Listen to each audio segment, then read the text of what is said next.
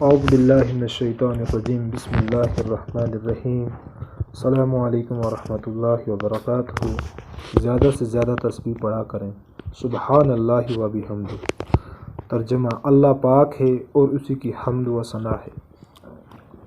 حدیث شریف میں آیا ہے کہ جو شخص ایک مرتبہ تسبیح و تحمید پڑھے گا اس کے لیے 10 نیکیاں لکھی جائیں گی، اور جو شخص 10 مرتبہ پڑھے گا اس کے لیے 100 نیکیاں لکھی جائیں گی۔ جو 100 مرتبہ پڑھے گا سبحان اللہ و بحمدہ اس کے لیے 1000 نیکیاں لکھی جائیں گی، اور جو اس سے زیادہ پڑھے گا اس کے لیے اللہ اسی حساب سے اس سے بھی زیادہ نیکیاں لکھے گا۔ دوسری حدیث میں ہے کہ جو شخص دن میں 100 مرتبہ یہ تسبیح پڑھے گا اس کی خطائیں اس سے ساقط معاف کر دی جائیں گی، اگرچہ وہ سمندر کے جاگوں کے برابر ہی کیوں نہ ہوں۔ بخاری شریف۔ ایک اور حدیث شریف میں آیا ہے کہ یہ وہ سب سے افضل کلام ہے جو اللہ تبارک و تعالی نے اپنے فرشتوں کے لیے انتخاب فرمایا ہے۔ مسلم شریف۔ ایک اور حدیث میں ہے کہ یہی وہ کلمات ہیں جن کا حضرت نوح علیہ السلام نے اپنے بیٹے کو حکم دیا تھا، اس لیے کہ یہی تمام مخلوقات کی عبادت اور تسبیح ہے، اور اس کی برکت سے مخلوق کو رزق دیا جاتا ہے۔ ایک اور حدیث میں آیا ہے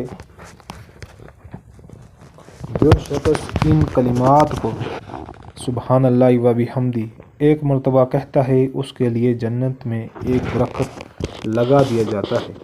ایک اور حدیث شریف میں آیا ہے کہ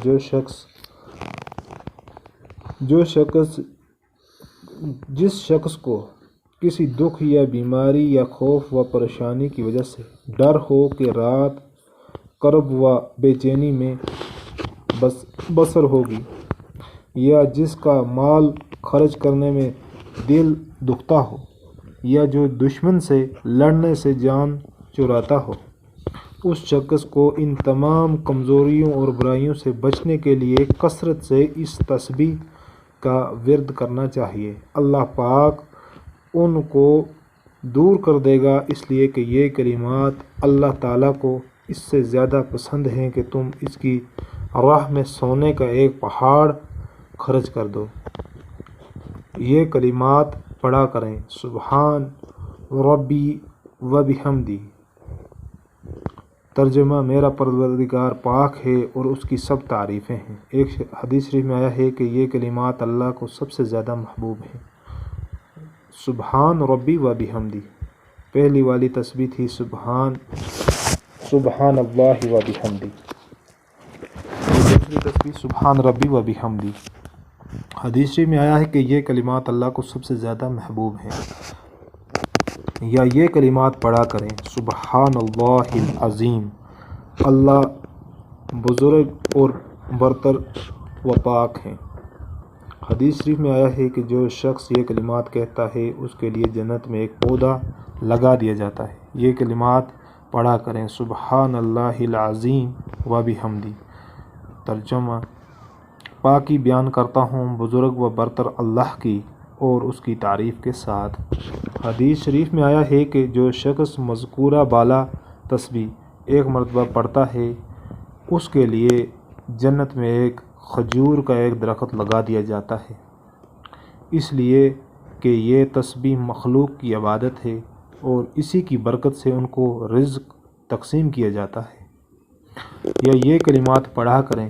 سبحان اللہ و بحمدہ۔ سبحان اللہ العظیم۔ ترجمہ: پاکی بیان کرتا ہوں اللہ کی اور اسی کی ہی تعریف، پاکی بیان کرتا ہوں بزرگ و برتر اللہ کی۔ ایک حدیث شریف میں آیا ہے کہ 2 کلمات ہیں جو زبان پر نہایت ہی ہلکے لیکن وزن کے لحاظ سے اعمال کی ترازو میں نہایت بھاری ہیں، اس رحم کرنے والے پروردگار کو بہت محبوب ہیں۔ سبحان اللہ و بحمدہ۔ سبحان اللہ العظیم۔